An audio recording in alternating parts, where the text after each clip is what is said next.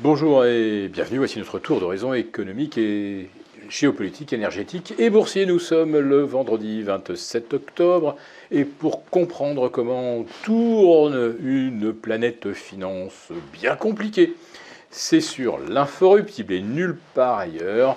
Et la thématique du jour, ce sera « Toutes nos craintes sont confirmées ». Bon, on peut vraiment parler de l'alignement des mauvaises planètes. Les astrologues n'aiment pas tellement Pluton ou Uranus. Eh bien là, on va dire qu'on est vraiment sous le signe des planètes lourdes, puisque tous les indices US ont validé la cassure de leur support court, moyen, on peut presque maintenant dire long terme, en ce qui concerne le Russell 2000. C'est bien une cassure de support long terme. En revanche, pour le Nasdaq sous les 13 000, pour le S&P 500 sous les 4 230, on a des signaux baissiers moyen terme, donc bel et bien validés. Pour le CAC 40, sous les 6 880, après la cassure des 7 250, là aussi on se retrouve dans une situation plus que délicate, puisqu'il faut maintenant se positionner pour alléger les portefeuilles autant que possible sur rebond, et puis détecter d'éventuelles potentialités à la baisse. Alors c'est vrai que ces potentialités sont nombreuses.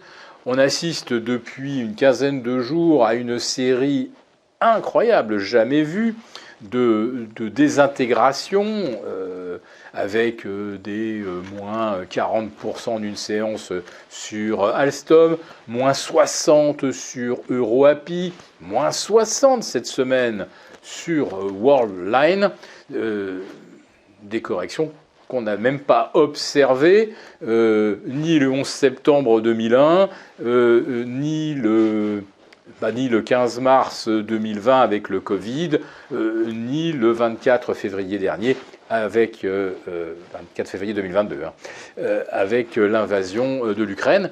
Donc nous assistons à des scénarios tout à fait inédits, mais qui quelque part recoupent un petit peu des scénarios que j'avais évoqués, à savoir que dans des marchés où il n'y a plus de contrepartie, où on échange même pas 1,5 milliard d'euros par jour sur les valeurs du CAC 40, donc les carnets d'ordre sont totalement dégarnis.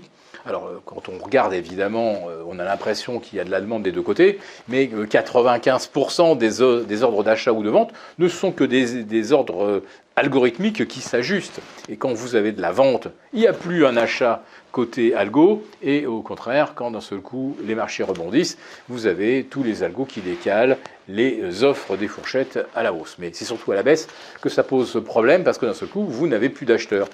Et que se serait-il passé si sur Worldline, on avait vraiment strictement appliqué les règles de suspension de cotation jusqu'à ce que les carnets d'ordre s'équilibrent? Et bien là, on a laissé littéralement l'entreprise s'effondrer. On parle pourtant d'une entreprise qui est profitable. Là, ce n'est pas le scénario Orpea où on va vous vendre que, compte tenu de son endettement, son patrimoine immobilier ne vaut plus rien. Comment a-t-on pu gober ça? Je me poserai encore longtemps la question. Mais aussi bien sur EuroAPI que Worldline, on parle d'entreprises qui gagnent de l'argent, qui ont des cash flows positifs, qui n'ont aucun souci d'endettement. Comment peut-on assister à ce genre de désintégration à la Orpea? Eh bien tout simplement parce que les gestions sont plus que frileuses. Les gestions sont administrées par des algos, et quand vous avez moins 60 sur Worldline, évidemment, le titre va sortir du CAC. Donc ça redouble encore les ordres de vente pour des raisons techniques, c'est qu'on n'a pas d'intérêt à détenir une valeur qui ne fera plus partie de l'indice d'ici 2 mois. Voilà. Donc vous voyez, ces éléments techniques que je voyais en filigrane, en sous-jacent, on commence à en voir les conséquences. Quand il n'y a pas de volume, eh bien n'importe quelle entreprise peut voir son cours de bourse littéralement désintégré. Alors la grande alerte à la baisse, on ne l'a pas encore, puisque sur le plan géopolitique, on n'a pas assisté à l'embrasement du Proche-Orient comme on le redoutait.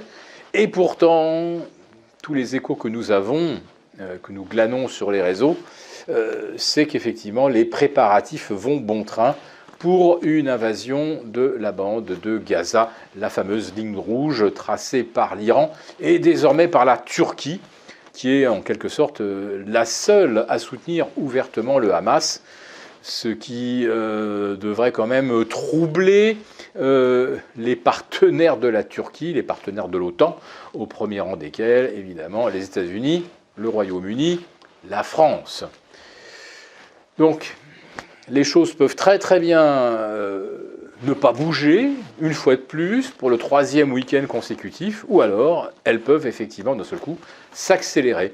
Et là, toutes les craintes que j'évoquais au début de cette chronique eh bien, pourraient se matérialiser d'un coup, puisque le VIX n'est pas très très loin du seuil critique des 21, au-delà duquel il peut s'envoler vers 30, 36, ou pourquoi pas 50, on n'a plus vraiment de limite. Donc on est vraiment au bord de la rupture sur le VIX. Sur le pétrole, on respire un tout petit peu. Mais regardez, Total, là je vous parlais tout à l'heure de signaux baissiers, là je vais terminer sur un signal haussier. Total qui soulève la résistance des 64 €. Il va y avoir en fait deux catégories de valeurs pétrolières. Vous avez Chevron qui annonce une forte baisse de ses profits de plus de 40% en un an et qui rachète des concurrents.